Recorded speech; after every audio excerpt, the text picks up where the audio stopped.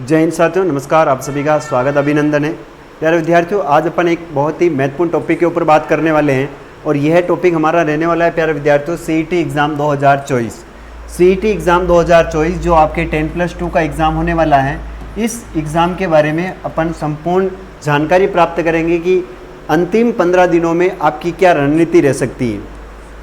देखिएगा, किसी भी एग्ज़ाम को पास करने के लिए वैसे पढ़ना इम्पोर्टेंट होता है, लेकिन अंतिम समय में जो आप रणनीति बनाते हो, जो स्मार्ट वर्क करते हो, उसी के आधार पर आपका परिणाम निर्भर करता है।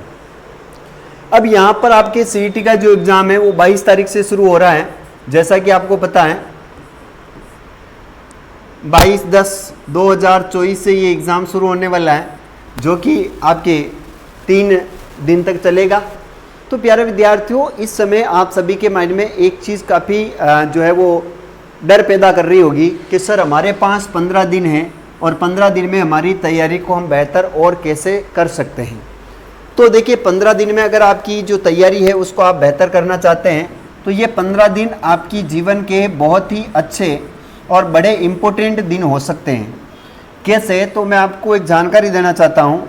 आप है ना, सबसे ज़्यादा जो आपका इस समय रणनीति रहनी चाहिए, वो रणनीति रहनी चाहिए ज़्यादा से ज़्यादा एमसीक्यूज़ प्रश्न निकालना है।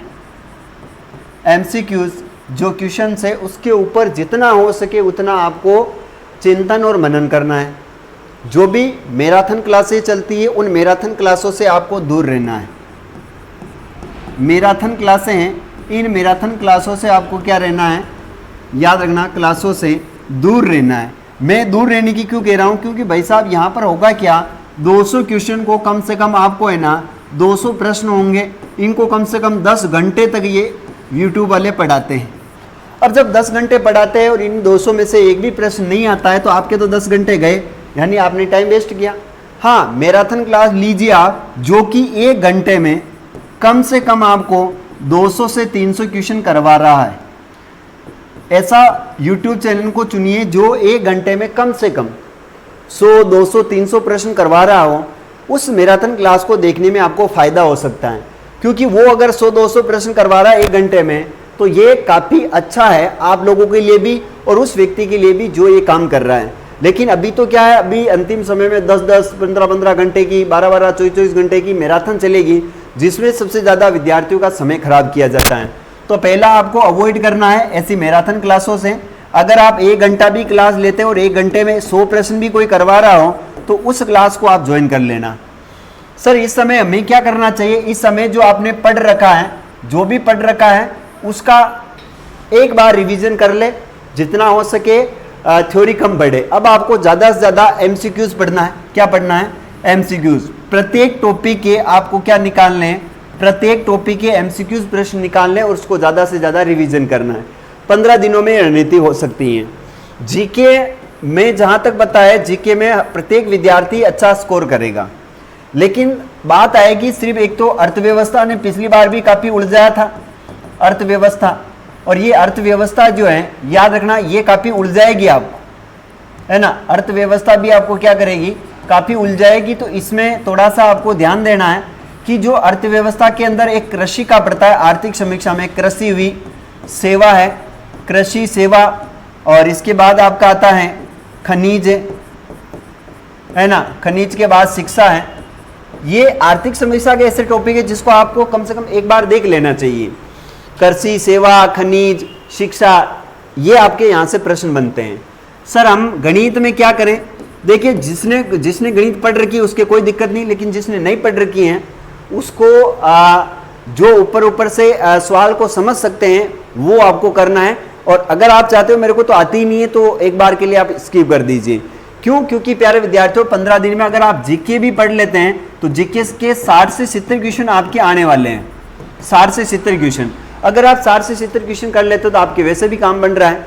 चलिए, ये 15 दिन की आप अपने हिसाब से और जो भी आपको बेहतर लगे वो कर ले, लेकिन मेरे हिसाब से आपको जो है वो एमसीक्यूज़ क्लासें वो ज्वाइन करनी पड़ेगी। 40% अंक कैसे प्राप्त करें? देखो, 40% के लिए आपको क्या करना है, सबसे पहले आपको जीके के ऊपर जितना हो सके उतना फोकस करना है, क्योंकि जीके के क्वेश्चन आएंगे 60 से 70। अगर 60 प्रश्न भी आते हैं तो 120 अंक तो आपके वैसे ही आ गए, है ना। तो ये याद रखना, जीके बहुत कम गलत हो, जीके को 4 बार पढ़ना फिर आंसर देना, ताकि आपका जीके का अच्छा स्कोर रहेगा। बाकी सब्जेक्ट में अच्छा आप नहीं कर पाए तो भी कोई दिक्कत नहीं होने वाली है। इसके बाद सर और क्या करें, जीके के अलावा आपकी हिंदी है ना, हिंदी में भी आपको विशेष ध्यान रखना है। इसके 10 प्रश्न आए चाहे 12 प्रश्न आए, बड़े ध्यानपूर्वक हिंदी को भी आपको कंप्लीट करनी है। इसके बाद थोड़ा सा साइंस है ना, वैसे साइंस के क्वेश्चन बहुत पढ़ने के बाद भी समझ में नहीं आते हैं, लोड नहीं लेना, जो आ जाए उसको कर लेना। बाकी आप अपने हिसाब से 2 ऑप्शन को काट करके 2 में कंफ्यूजन होगा, उसमें से एक आप चूज कर सकते हो, इसमें तुक्का लगा सकते हो। फिर बात रही आपकी गणित की, गणित को भी आप समझकर हिसाब से अपने हिसाब से करना, नहीं आता है तो लोड नहीं लेना, एक बार स्किप कर देना और लास्ट में समय मिल जाए तो इसमें आपको नहीं आ रहा है तो तुक्का लगा देना, आ रहा हो तो कर लेना इसको। इसके बाद रहा आपका जो भारत का जीके है, भारत का जीके, भारत के जीके में से भूगोल की बात करें तो भूगोल में 8 प्रश्न से लेकर 10 प्रश्न तक आपको पूछे जाएंगे। सबसे ज्यादा भौतिक प्रदेश परिचय, आपके अभ्यारण्य, आपकी जिले और आपके जो भौतिक प्रदेश से रिलेटेड कुछ क्वेश्चंस पूछे जा सकते हैं, वो इसमें सीधे सीधे पूछे जाएंगे, है ना। पॉलिटिकल में आपको पता है 5 टॉपिक दे रखे हैं, जिसमें प्रस्तावना है, नीति निर्देशक तत्व हैं, आपके मौलिक कर्तव्य हैं, आपकी संविधान निर्माण है और आपके जो उद्देशिका है, प्रस्तावना है, ये इनसे प्रश्न बनेंगे, काफी गजब के प्रश्न पूछे जाएंगे। तो आप अगर जीके, हिंदी और थोड़ा सा इंडिया जीके को कर लेते हो तो आपके 40% लाने से कोई नहीं रोक सकता है। तुक्का कैसे लगाएं? देखो, तुक्का लगाने के लिए मैंने आपको पहले भी बताया था, 4 ऑप्शन होंगे, अभी तो 5 मिलते हैं, है ना। यहां पर 1 2 3 4 और 5, 5वां तो आपको भरना ही है किसी भी हाल में। अब करना क्या है कि कभी कभी कंफ्यूजन हमें होता है, और वो कंफ्यूजन होता है प्यारे विद्यार्थियों 2 में। पहला तो आपने काट दिया, ये तो हो ही नहीं सकता है, सी भी आपने काट दिया, हो ही नहीं सकता है। अब आपको लग रहा है यार डी और बी के अंदर थोड़ा सा कंफ्यूजन है। अगर आपको लग रहा है नहीं यार मेरा पहला ध्यान बी पर गया है और मेरे हिसाब से बी राइट होना चाहिए, तो आपके हिसाब से क्या, सभी के हिसाब से बी राइट होता है। कभी देख लेना, आप जब क्वेश्चन की सीरीज करते हो 1 2 3 4 5, उस समय अगर आपको आ रहे प्रश्न, उसमें एक सीक्वेंस देखना, अगर ए और यहां पर सी और यहां पर है आपका बी और यहां पर है ए, तो ए सी बी ए ऐसी सीक्वेंस चलती हैं, तो आप नहीं आ रहा है ना, उसमें इस सीक्वेंस को पकड़ लेना, ए सी बी ए वापस ए सी बी ए वापस ए सी बी ए, क्योंकि हमेशा जो अक्सर आंसर आता है वो या तो सी का आता है या बी का आता है या फिर ए का आता है ना। यहां पर ये प्रश्न आपसे ज्यादा ऑप्शन ज्यादा सही होते हैं, ए सी और बी, है ना। कभी कभी डी वाला भी ऑप्शन हो जाता है, लेकिन आजकल मेरे हिसाब से डी थोड़ा कम पूछा जाता है ना। तो ये थोड़ा सा आप तुक्का अपने हिसाब से लगा सकते हैं। बाकी बात करते हैं क्या पढ़े क्या छोड़े, तो आपको पढ़ने के लिए देखो जीके पर जितना हो सके उतनी कमांड रखना। बाकी आप गणित को भी स्किप कर सकते हो, विज्ञान को भी आप स्किप कर सकते हो जी। यहाँ पर देखिए कंप्यूटर को आप थोड़ा सा साइड में ले लेना, और हिंदी पर काफी अच्छा फोकस करना है, हिंदी पर काफी अच्छा ध्यान देना है।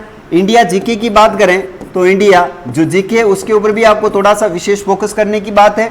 बाकी जो नहीं आ रहा है उसे स्किप करें, ज्यादा से ज्यादा एमसीक्यूज प्रश्न सॉल्व करें। तो प्यारे विद्यार्थियों, ये एक सीईटी के संबंध में थोड़ी सी जानकारी थी, और जो भी सीईटी का पेपर देने जा रहे हैं उन सभी को मेरी ओर से काफी शुभकामनाएं। भगवान सांवरिया सेठ से, ईश्वर से, सभी से मैं कामना करूंगा आपके सपने जो हैं वो साकार हो, आपको 40% अंक अवश्य मिले।